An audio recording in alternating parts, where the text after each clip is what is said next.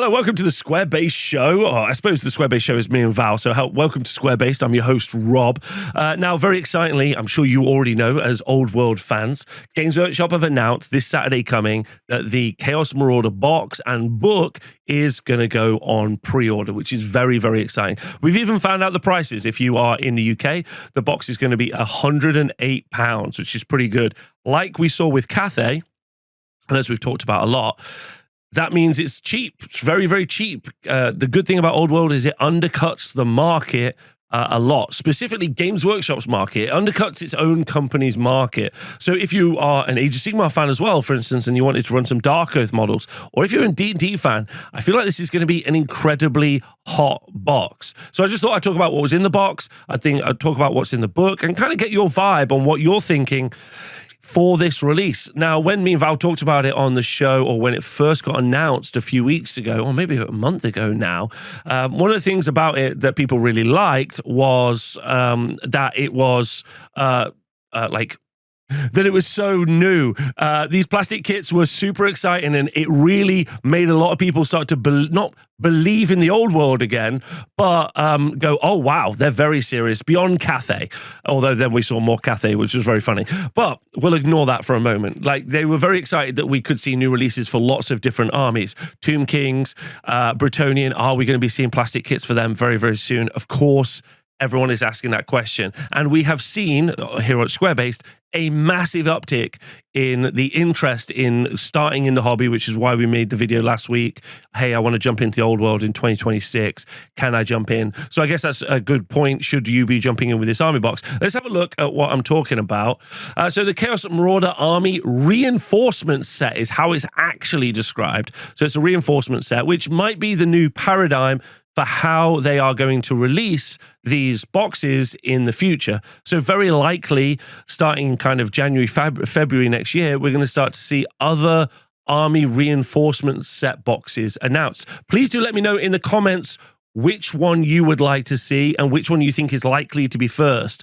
It kind of makes sense that you think you would be starting with Tomb Kings and Bretonnia, as they were the first armies released, but with the Marauders coming out, which kind of, with the Chaos stuff being front and center in the story, with the invasion from the north taking over the northern part, of the Empire, it does make a lot of sense to see those as well. But Orcs and Goblins could be something I expect to see. Maybe we see some Troll stuff. Maybe we see some Nomadic War stuff. Maybe we see some Dwarf stuff as well. There was a lot of unreleased Dwarf stuff. I think this is all going to be new sculpted stuff, all in plastic. So that's what you should be expecting. In the frozen waters of the north, beyond the sea of claws, hard-bitten warrior tribes worship primordial spirits, which are in fact the ruinous powers in disguise. Whispers of greatness stoke the fire of war within them, and thus the Chaos Marauders make perilous journey to raise civilization to the ground. Wrap yourself in furs, pick up your weapon of choice, and join the Chaos Marauders Army Reinforcement Set. Now, one of the things that is very funny is Chaos Marauders are famously cheap and die. They're chaff. This is an incredibly convoluted model or set of models for units that are going to cost you or models that are going to cost you 5 points each, or 6 points, or whatever they might be. Although, if they do end up having heavy armor, which they are heavily armored, and a shield, with that's going to give them a 4-up save, and then with parry, that's going to give them a 3-up save. So you could have more heavily armored, cheaper units than, well, not more heavily armored, but heavily armored than, as Chaos Warriors. Now, I think it's probably unlikely to get heavy armor, but if they do, because they're getting a new unit profile as well, we're going to see a much better choice of unit, because it's cheaper for doing things like holding objectives, holding the baggage trains or your cabbage carts, for those those jobs, the jobs that you have for Chaos. And Chaos has already got a really wide book as well. Lots of different options on who and what you can take. But I wouldn't be surprised if these end up being competitive with Warriors. That might sound crazy. This pack box contains 40 new Chaos Marauders. 40! Let's talk about that as well. With Chaos Warriors with enough options to build around 4 units of 10 each with a full command. These martial hordes could be equipped with either hand weapon and shield, which is fantastic because, like I say, you're either going to end up weirdly on a 4-up save or a 3-up save. Great weapons, also good. Flails, which is very popular at the moment, and each miniature also has a choice of 2 heads to add a variety to your units. 10 Marauder Horsemen can build as 2 units of 5 each with full command options and armed with your spear, shields, and flails. There are 13 head options per 5 miniatures. That's actually pretty incredible. 13 head options per 5 miniatures. So you've got a real opportunity here to customize and get exactly the right type of unit that you want. Also, could be very fun is to keep all of those spare heads for future releases, so that you can mix and match and kit bash and build other units. Maybe build some unique Chaos characters, because these are all been unique head sculpts. So you could start doing, if you wanted to do a Norscan themed army, then I mean, these guys got as many heads as Bill Clinton. Sorry, as much head as Bill Clinton. Sorry. Anyway, but you're gonna be able to like kit bash and build a bunch of different characters and stuff, which I think is very fun, and I like that. That's cool. This box also contains 2 new Warriors of Chaos transfer sheets, each with 246 decals. That's also a really great thing that SDS does, is they release a bunch of decals, and then that allows you to pledge allegiance to Bloodfiend, Hound, Carrion Crow, Slytherin Serpent, or Fell Raptor. This is super exciting because this is the new stuff that we're going to see inside the book. We've got the Arcane Journal, The Raising of Westerland. I'd love to know what everyone thinks, but I think the art is actually particularly great here. I really like this. I think it looks very cool. I'm super excited about it. I'm especially excited about some of the stuff that we've seen in the background here. Like we've seen a big Chaos Troll, Chaos Ogre. We expect to see Chaos Ogres in the future in plastic Chaos Ogres. I'm just going to say it now. They're coming out in 2026. Plastic Chaos Ogres. So let's find out what's in the book, shall we? Muster your Chaos Hordes with the Arcane Journal, The Raising of Westerland, a 48-page softback book that contains new narrative rules for the Marauder tribes. You find an account of Friedel the Chainmaker's invasion of Westerland, which is a big deal, and the many tribes that fight at her side. It also contains new profiles and rules for the Marauder tribes, including chaotic traits. So now this is the big deal. New profiles for Marauder tribes. So the real question is are they going to be able to create an army that has got low armor saves and is cheap, which these might and may well have, but can be very playable. And you do see them do quite well without things like Beast of Chaos, Beastman Brayherd. Beastmen have got pretty medium to low armor saves, but they have a strong command of magic, and they've got some good and unique units that are pretty punchy. So are they going to be able to make like an army that plays that way really well?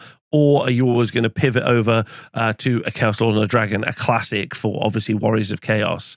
Are they going to give them the tools is what I'm asking. They're also going to give them new chaotic traits, which is interesting. I assume these are going to be similar to the things like we've seen, which are tacked on additional special rules that you can add to characters, like we've seen for fursonas for Wood Elves. If you don't know, characters normally have like a magic allowance, and normally they have some sort of like special upgrade, like an upgrade of chaos. Yeah, but now they've started to add additional upgrades you can have to characters, which is taken from a different points allowance, so that really you've got 3 sources of not only upgrading a character, but also for customizing and designing these kind of unique, flavorful characters in the game. Mechanically, it's interesting, and from a competitive sense, narratively, it's interesting from the like creativity perspective on how you can design them. So I think that's good as well. So those are chaotic traits, chaotic cults.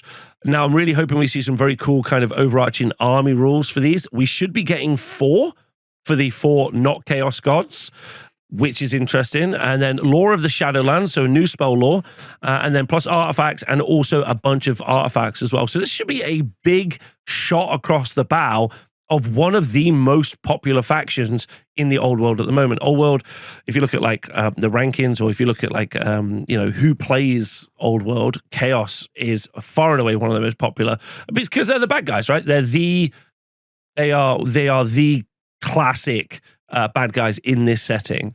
There's also new Shadowlands and new common magic items. Oh wow. Plus artifacts of the Shadowlands, which are new common magic items. I wonder if it means these are just straight up new common magic items for everybody. That is very interesting. Path to Glory section provides rules for taking armies from a 500-point force to a great war host over the course of the campaign, with your unit's heroes gaining experience and abilities over time. Now, I'm really, really excited by this, but I also feel like I've been baited in by the previous releases that they've done. Very much so in the past, we have been baited in by them saying that they are going to do these like, are we doing multiplayer battles? And it was like, you can just play multiplayer battles with your friends. That was what was in one of them.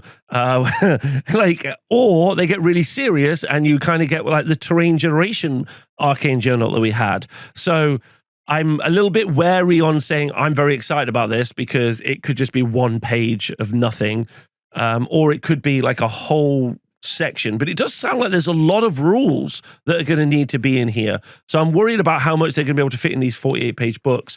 We'll have to see. Maybe they'll use the bottom half of the pages as well. There's also 3 historical recreational scenarios. No, recreation scenarios included. To use Warriors of Chaos rules, you'll need Ravening Hordes, Arcane Journal, Warriors of Chaos.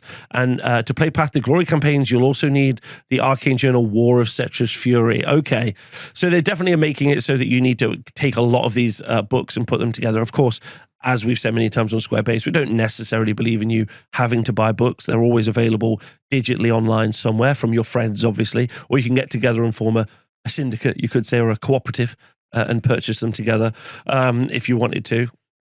But obviously, I'm not advocating for doing anything you shouldn't do. Or am I?